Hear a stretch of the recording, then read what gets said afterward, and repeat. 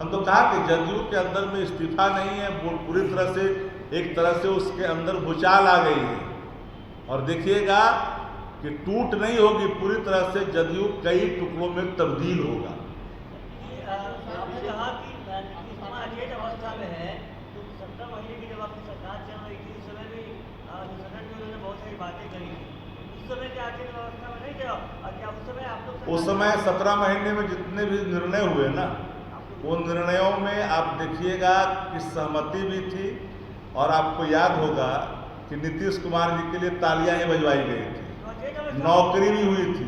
अब तो नीतीश कुमार जी अचेत ऐसे हो गए हैं, इस कदर अचेत हो गए हैं कि आप देखा नहीं, फोटो खिंचाने वक्त दिख रहे, कोई मंत्री हाथ पटक रहा है उनको, कोई उप मुख्यमंत्री हाथ पटक रहा है उन पर, कोई वो सटा रहा है, कोई वो डांट रहा है। अब कहाँ बचे नीतीश कुमार जी? वंश पौने टाइम देरवाज नीतीश कुमार, अब नीतीश कुमार का आपके साथ ये तो अंदर बाहर की बात कर रहे थे, आपके साथ बलराम बॉस ने बड़ा बयान दिया है अभी 5 मिनट पहले। उन्होंने कहा है कि मुसलमानों को निशाना बनाया जा रहा है और राष्ट्रपति से अपील की है कि वक्फ बिल को वापस कर दिया जाए। देखिए, वक्फ बिल भले ही संख्या बल के आधार पर इसको पारित कर लिया गया है दोनों सदनों में, पर ये रद्द होगा। राष्ट्रीय जनता दल को जिन लीगल प्लेटफार्मों पर जाना होगा वहाँ भी जाएगी, इंटरवेनर बनना होगा वहाँ भी बनेगी। लेकिन अगर इस देश के अंदर में डेमोक्रेसी का जो परसेप्शन है, for the people by the people of the people, जनहित जन पर जन का शासन का जो उद्देश्य है, और एक खास वर्ग, एक खास धर्म के लोग को अगर निशाने पे लेकर के कोई कानून आप बनाएंगे जबरन, तो निश्चित तौर पर उस कानून के खिलाफ सब लोग खड़ा होकर के आवाज उठाएंगे। मेरा सवाल ये था कि पहले तो छोटे-छोटे नेता सपोर्ट मोर्चा के जमीन पे इस्तीफा दे रहे थे, अब एमएलसी जो है उसका सवाल थोड़ा सा। बिल्कुल, गुलाम गौस जी मुस्लिम मसाइल पर लगातार वो अपनी बात रखते रहे हैं, और उन्होंने मजबूती के साथ कहा है कि भाई राष्ट्रपति को चाहिए, राष्ट्रपति महोदया को, कि इन बिलों पर हस्ताक्षर न कराएं, क्योंकि जितने भी इस तरह के बिल हैं उन बिलों को हस्ताक्षर कराने के लिए अल्टीमेटली तो राष्ट्रपति के पास जाता है। तो यह अंतिम जो आशा की किरण है, उनसे उन्होंने गुहार लगाई है।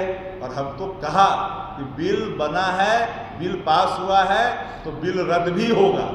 ऐसा नहीं कि संशोधन नहीं हुए हैं, कई बार इस देश में संशोधन हुए हैं। लालू जी ने तो मजबूत बिल की वकालत की थी, मजबूत बिल हो, प्रभावकारी बिल हो, इसको कोई हड़पे नहीं, लेकिन इसमें तो हड़पने की पूरी जो प्रावधान है वही निहित कर दिए गए हैं। इसलिए लोगों के मन में बेचैनी है, और इस बेचैनी को लेकर करके हर लोग इस बात को लेकर के चिंता है।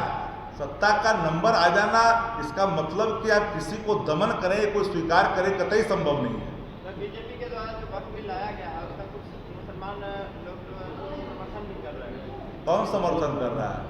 जैसा कि बीजेपी को, जैसा कौन? बीजेपी दिखा तो रही है। बीजेपी कौन, किसको दिखा रहा है? जिस देश का एक एक मुसलमान और एक एक हिंदू जिसको धर्मनिरपेक्षता में, भाईचारा में, संविधान में, कानून में आस्था है, हर लोग बलात् पास किए गए बिल के खिलाफ है। तब ना जेपीसी के अंदर जब विपक्ष के लोगों ने अपनी अमेंडमेंट को दिया, अपने सुझाव को दिया, नहीं माना गया। सत्ता प्रतिष्ठान में चल रहा है, गुजर रहा है, और मुख्यमंत्री जी की जो हालत है, उसके भाव जो प्रकट होते जा रहे हैं क्रियाकलापों में, तो नीतीश कुमार जी की अचेतता जिस प्रकाष्ठा पे आई है, बिहार के लिए चिंता का विषय है। सिर्फ निर्णयों में ही नहीं, कई ऐसे सवाल हैं जो नीतीश कुमार जी के अचेत होने के प्रमाण को दोहराता रहता है। पत्रकार साथी भी उनकी देह की भाषा को देखते हैं, उनकी हरकतों को देखते हैं।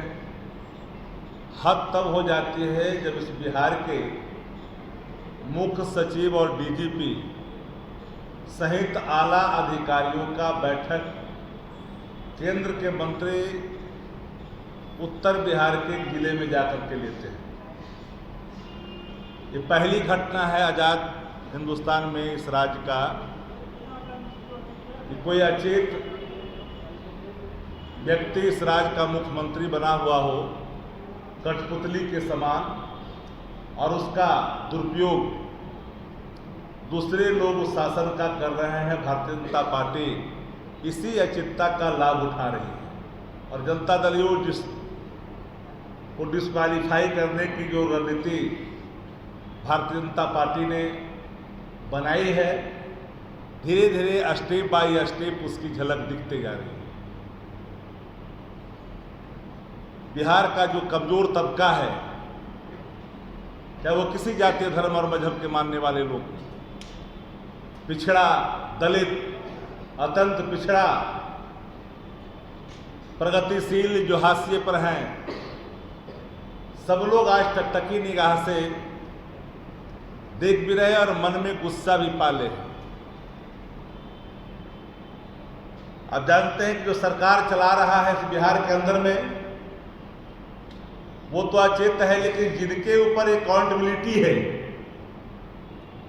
वो व्यक्ति मुकदर्शक बना हुआ है, और जिसके ऊपर कोई अकाउंटेबिलिटी नहीं है वो व्यक्ति इस बिहार की शासन को चला रहा है। तो जब अकाउंटेबिलिटी नहीं है उसके ऊपर, वो शासन चलाएगा, तो निश्चित तौर पर राज्य के अंदर में अराजकताएं होगी, और प्रशासनिक अराजकता के कई प्रमाण आप मीडिया साथियों ने दिखाया। सुप्रीम कोर्ट के जज सूर्यकांत जी ने क्या टिप्पणी की है बिहार के सवाल पर, बिहार के स्थिति पर, कि मुखिया बनने के लिए अर्हताएं क्या होनी चाहिए बिहार के अंदर में, ये बात खुले तौर पर जस्टिस ने कहा है, उच्चतम न्यायालय के जस्टिस ने कहा है। ये गंभीर सवाल है मुख्यमंत्री के अचेतता होने का, अचेत होने का। तारनी प्रसाद पर सबके सब चुप हैं, लेकिन इसकी पूरी की कहानी मैं बताना चाहता हूं आपसे कि तारनी प्रसाद, तारनी दास, जिनके यहां ईडी के छापे हुए, एक अधिकारी जो नीतीश कुमार के लिए काम करता था, IAS अधिकारी, और लोग तो रडार पर, भारतीय जनता पार्टी के रडार पर थे ही, लेकिन जो थोड़ा स्वतंत्र होकर काम कर रहा था, उस व्यक्ति को, जो माननीय मुख्यमंत्री के सचिव के रूप में काम कर रहे हैं और कई विभागों की जिम्मेदारी उनके कंधों पर है, तारनी दास के जैसे भ्रष्ट अधिकारियों के यहाँ छापा मारने के बाद वह भी रडार में आ गए। वह भी भाजपा के लिए अब काम करेंगे, ऐसी स्थिति उनके लिए उत्पन्न कर दी गई है। कौन चला रहा है बिहार? मुझे नाम लेने में कोई गुरेज नहीं। जानता है कि अप्रत्यक्ष तौर पर लवन सिंह जी हैं, विजय चौधरी हैं, अशोक चौधरी हैं, रिटायर्ड DK बॉस हैं, और संगठन में भी कुमारे हैं, दूसरा कोई नहीं है। तो इन सारे चेहरों को बिहार की आवाम देख भी रही है और समझ भी रही है कि जनता दल यू फ्रंटियल ऑर्गेनाइजेशन के रूप में भारतीय जनता पार्टी का काम कर रहा है। जनता दल यू को समाजवादी विचारधारा से अब कोई मतलब नहीं है। वक्फ बिल के सवाल पर आप सब लोगों ने देखा कि नीतीश कुमार जी शुरू से ही, नीतीश कुमार जी के बारे में कई लोग कहते हैं कि उनका चेहरा कभी भी सेकुलर रहा ही नहीं। नीतीश कुमार जी ने सदैव भारतीय जनता पार्टी को लगातार समर्थन करते रहे। वक्फ के सवाल पर जो सदन के अंदर में कई संशोधन आया देश के अंदर में, पार्लियामेंट के अंदर में, लेकिन जब पार्लियामेंट के अंदर में जो संशोधन आया, मजबूत बिल की बात हुई, जमीन कोई हड़पे नहीं इसकी बात हुई, उसमें सबकी सहमति हुई थी इसकी बात हुई, लेकिन भारतीय जनता पार्टी ने जो बिल नंबर के बल पर जो बलात् लाई है, ताकत के अहंकार में लाई है, उसमें सारी चीजों को दरकिनार किया गया है। नीतीश कुमार जी के यहाँ, नीतीश कुमार जी की पार्टी जनता दल यू में आप देखिएगा कि हालात बहुत ही चिंताजनक है। दल के अंदर में बड़ा ही विद्रोह है। विद्रोह के स्वर जब फूटेंगे तो जनता दल यूं कई टुकड़ों में तब्दील होगी जिसकी कल्पना नहीं की जा सकती। नीतीश कुमार जी की अचेतता की बात मैं बार बार इसलिए दोहराता हूं कि बिहार के अंदर में 1 लाख करोड़ से ज्यादा का भ्रष्टाचार प्रति वर्ष बिहार के अंदर में हो रहा है। एक तारनी दास नहीं है। इरिगेशन डिपार्टमेंट में कौन चला रहा है? वहां भी सेवानिवृत्त अधिकारी ही वहां मुख्य अभियंता की भूमिका अदा कर रहा है। भवन निर्माण में तो कर रहा था जिनके यहाँ छापे पड़े, निगम के इंचार्ज के रूप में उनको पारितोषिक के तौर पर दिया गया, 2-2 कर रहा है। भवन निर्माण में तो कर रहा था जिनके यहाँ छापे पड़े, निगम के इंचार्ज के रूप में उनको पारितोषिक के तौर पर दिया गया, 2-2 पद दिया गया, जो टेंडर का खेला चल रहा था। लेकिन मुझे इस बात का दुख भी है कभी कभी कि ऐसे खबरों में जान करके भी लोग कभी कभी सत्ता प्रतिष्ठान चुप्पी साध लेती है और जो आरोप विपक्ष पे लगाती है, विपक्ष के सवालों का जवाब देने के बजाय जनता दलियों में जो कोई सवाल करता है जिसका कोई मतलब नहीं रहता है। हम लोग लगातार इस बात को कहते हैं। ये बात देखिए कि बिहार में डीके बॉस जो चला रहा है शासन, वो पूरी तरह से पारदर्शिता उसमें नहीं है। पूरे बिहार के पदस्थापन में देखिए, पदस्थापन में पदाधिकारियों के पदस्थापन रंग के आधार पर किया जा रहा है। जातिवाद खुल करके आ रहा है। और सम्राट चौधरी बोलते हैं कि हम तो गाली दे करके यहां तक पहुंचे। अब वीडियो आप लोगों ने देखा होगा कि हम गाली दे करके पूरे बिहार में अपना नाम कमाए हैं। ये मैं नहीं बोल रहा हूं, जो नीतीश कुमार जी को रद्दी माल कहा था ये भी मैं नहीं कह रहा हूं, लेकिन सच में जो रद्दी माल नीतीश कुमार जी के लिए शब्द का इस्तेमाल किया, आज राजनीति में बिहार के मुख्यमंत्री के तौर पर नीतीश कुमार जी रद्दी माल हैं। अगर नीतीश कुमार रद्दी माल नहीं होते तो प्रशासनिक अराजकता का ये हाल आज दिखाई नहीं पड़ता।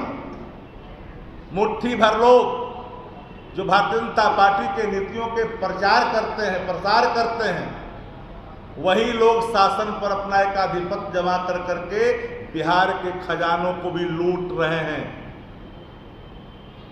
इस सारे सवालों से बचने के लिए जदयू के अंदर में देखिए कौन लोग है भाई, कौन लोग है जनता दल के नीतियों को इंप्लीमेंट करने वाले लोग। एक कार्यकारी व्यवस्था संजय झा जी, ललन सिंह जी, विजय चौधरी, नीतीश कुमार अचेत, डीके बॉस, इसके अलावा कौन है जो जनता दलियों की समाजवादी विचारधारा के नीतियों को आगे बढ़ा रहा है। तो इसलिए कहते हैं कि भारतीय जनता पार्टी के बी टीम के रूप में नहीं बल्कि फ्रंटियल ऑर्गेनाइजेशन के रूप में जनता दल बिहार के अंदर में काम कर रही है।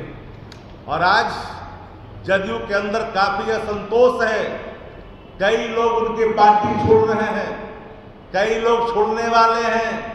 और जनता दल के जो संगठन में जदयू के तरफ से जो बोलने वाले लोग हैं वो क्या कह रहे हैं कि जदयू में कोई इनकी हैसियत नहीं थी। कल तक तो वरिष्ठ नेता कह रहे थे, कल तो कह रहे थे पासमानदा के नेता हैं, कल तो कह रहे थे अंसारी के नेता हैं, कल कह रहे थे गिनवार थे, जाति में भी विभाजन कर रहे थे। लेकिन आज क्या हुआ? आज जब उन लोगों ने अपने गुस्से का इजहार किया, उनकी हकमारी हो रही है, वक्फ बिल के माध्यम से उनके हक पर हमला किया जा रहा है, जब वो लोग अपना प्रतिक्रिया के तौर पर इस्तीफे देकर के नाराजगी व्यक्त कर रहे हैं, तो जदयू के अंदर बेचैनी है। जदयू में बैठकों का दौर है। जदयू में है कौन? 5 लोग गिने हुए लोग हैं। अब जदयू जो 5 लोगों की जदयू रह गई है, जिसका कोई रिश्ता समाजवादी विचारधारा से नहीं, बिहार के विकास से नहीं, बिहार के तरक्की से नहीं, ना ही गवर्नेंस से। यहाँ बिहार के अंदर में जाति के नाम पर जो खेल चल रहा है, प्रशासनिक अराजकता, उसी का भेंट चढ़ता जा रहा है। और सब लोग इस बात के लिए जानते हैं कि बिहार के अंदर में जो डीके बॉस चाहता है वही होता है, जहाँ जिसको पदस्थापन करता है वही जाता है। तो ये हाल है।